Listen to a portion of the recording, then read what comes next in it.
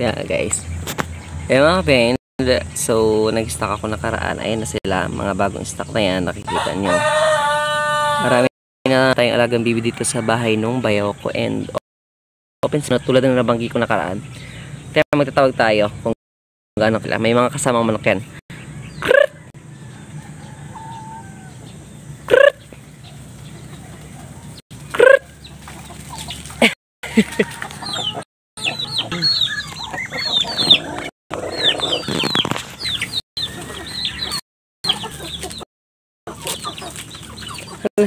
Ayun, nakita nyo ba?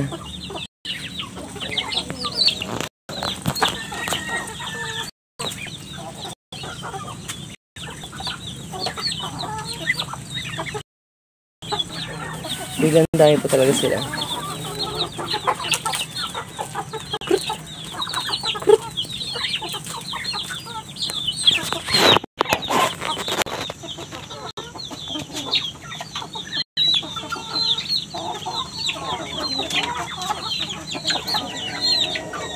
Biglang dami talaga sa mga kabayan kasi nga nagdagdag kami ng stock nakaraan. And pumunta ako dito kasi nandito na rin may ginawang kulungan yung bayaw ko. Bali kahapon nung nagplano talaga kami gumawa ng kulungan. Ayan.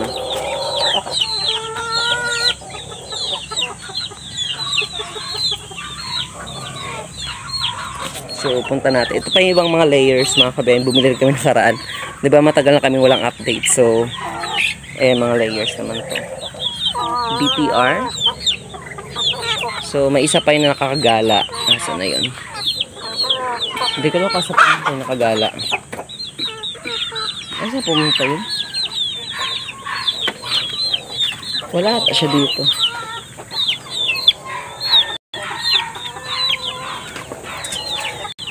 Asa na yung BPR na yun?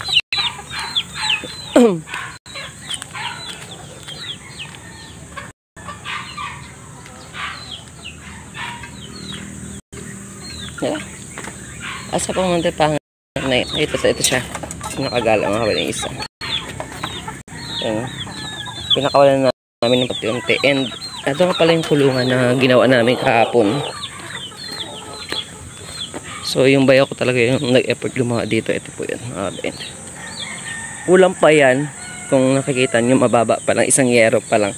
So yung plano talaga dalawa. So ngayon naghanap pa rin kami ng sponsor. Joke lang. Naghanap pa kami ng yero na idadagdag dito para maging dalawang patong yung yero. Tapos okay na yan. Diyan yung mga bibi. Dito yung breeder. Possible dito rin yung patiner. And yung kinaganda nito, may swimming pool na sa loob. Hindi pa masyadong kagandahan pero pwede siyang paglagyan ng bibi. Lalong lalo na pag nabakura ng mas mataas to. Kasi malaki siya. As in. So itong yung sinasabing swimming pool mga ka-behind. Hinukay talaga yan nung bayaw ko, or pinahukay niya nung may gumawa dito dyan. Yan. Parang kakilala niya ata. So nagpahukay na siya ng ganito. Para sana yung pinaka-purpose yan is lalagyan ng basura. So expect yung ibaba niyan is mga basura na kalibing. Tapos saktong inulan lang, kaya yan huminto. Tawag dun. Di na ginawang basurahan, and napagplanuhan namin, or naisip ko na, kita ko naman yung lalaking nabili ko nakaraan na hindi pala talaga siya marunong mangasawa pa. As in, as of now, hindi talaga siya marunong mangasawa. Yun, kasi iba yung nakwento sa akin nung bilang ko na marunong mangasawa yung nabili ko lalaki. So hindi talaga, ilang beses na nabubugbog lang yung mga sinusubukan niyang asawahin, pero hindi talaga siya marunong hindi pa siya for breeder. Di ko alam bakit anong nangyari at that age. And ayan, maganda nga to. Ito malawak na to mga kabend. Yan, so iniisip ko pa if ever kung saan ilalagay dito pugad. May mga pugad pa available yung dating container mga kabend. And sakto-sakto din may mga puno dyan, saka malamig. So ayan, good yan. Hindi pa namin ilalagay ng bibi kasi aalpas pa rin dyan, lalabas pa rin yung mga bibi dyan kasi mga full wings naman kasi mga Di ko kasi sanay yung mga bibi na walang ano, wala pong or nakakat po yung mga pakpak nila or mga wings nila. Kaya ayan, sabi ko hintayin ko lang makahanap ako ng yero na pandoble, and pwede na yan. And also lalagyan ng net sa babaw para hindi lumipad yung mga bibi, kasi for sure kaya pa rin ang liparin yan kahit 2 yerong patong yan. Minsan nga kahit 3 yero kayang liparin as long as may buwelo sila, diba? So ayan, marami pang gagawin dyan sa swimming pool na yan. I-renovate pa natin yan para mas suited o mas babagay dun sa mga alaga nating bibi, para sa tuwing sila ay maliligo hindi na madumi yung kanilang mga balahibo pagkaangat. And may palakang, ay nakita nyo umangat na yun. Yan, crocodile ba yan? Palaka po yan. Ayan. Ito po, palaka po yan, palakang bukid. Yan ang nakatira yan. At may mga tagpole na rin dyan, or mga itlog nyan, or mga tagpole nga, di ko lang nakalimutan. Butet, meron rin dyan. Insakto, ayan So yung nakaraan talaga, yung parang tinatanong ko sa bayaw ko kung saan namin the best mailalagay yung pinakakulungan ng bibi. Yung idea, teka nga, bakit bumili ako ng marami stocks or nag-stocks ako? Alam mo, bumalik naman po ako sa idea or dun sa alam mo, sa panahon dati 2 years ago or 3 years ago, kung saan hirap ako maghanap ng stocks para gawing breeder. Ganun na nangyari sa akin ngayon. Hirap ako maghanap nito mga to, and finally nakahanap ako ng yan. As you can see, marami na sila biglaan. Kahit yung mga manok, ayan may ilan na ba to yung manok? Nasa 15 plus na rin to, or mga 15 na rin, sobra 15 or mga 20 na yata tong manok.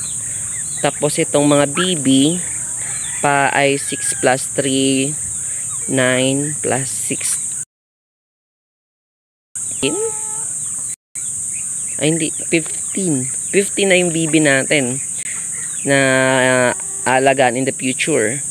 And as you can see, ito yung mga barako. Makikita nyo naman dyan yung barako na possible gawing future breeder. And yung mga hen natin na kung saan makikita nyo, ito yung mas matanda to, makikita nyo naman sa pakpak sa may pinaka-karankles ng mga bibi kung gano'n na yung edad nila, at sa physical appearance mismo. So ayun yung natin. Pumunta ko dito ngayong umaga kasi yung paligid ng pinakakulungan ng bibi kailangan kong taniman ng halaman bilang pampatibay na rin at silong. So may mga nakatabi ng mga halaman doon. So possible kailangan ko nang simulan. May mga 45 days pa nga dito. Yung alaga din siya dito ng 45 days para sa birth. Hindi ko lang kung makikita nyo, pero ito sila. Medyo malalaki na sila ngayon. Ayan. Hindi ba? Ang dahil ng alaga biglang dumami itong mga to. And mamaya ko sila papakainin. Ito nga siya sabi kong barako na yung sabi nung nabilang ko ng asawa, pero actually hindi talaga. Nangangasawa siya pero hindi siya marunong. At the same time may sipon din siya at halak nung nabili ko. Ako naging honest lang talaga ako sa experience sa pagbili ha. And as one thing also, naging seller din kasi ako. So ayun, yung honest, yung paging honest o paging totoo mo talaga sa mga buyer mo is very important. Kasi ito nga, hindi talaga siya nangangasawa, as in mauna pa yata mga sawa yung may isa ditong puti, ayun. Mauna pa nga mga sawa. Biko is putit itim lang. Nakapokus na kasi ako sa meat. May isang napunta dito na brown. Actually hindi ko plinano, pero may napunta ditong brown. So hindi ko alam. Ako kasi gusto ko na lang puti na lang para malinis tignan. Puti tsaka ganitong kulay malinis din para sa akin tignan kasi ito Ito yung gusto, kaya bumili ako ng ganun, mga ganong kulay, ganon. The rest kasi wala ng choice, so parang hindi man sa walang choice, pero walang option. Kaya ito na lang yung mga kinuha kong kulay. Kasi ayun na yung parang maganda yung physical appearance. So pero may gato akong kulay 1. Ayun yung isa. Okay yung kulay. Ngayon talaga ang ganda tingnan mo. Tingnan nyo lang po yung mga puti pag malinis. Ang ganda tingnan, di ba? So ayun. See you on the next video po.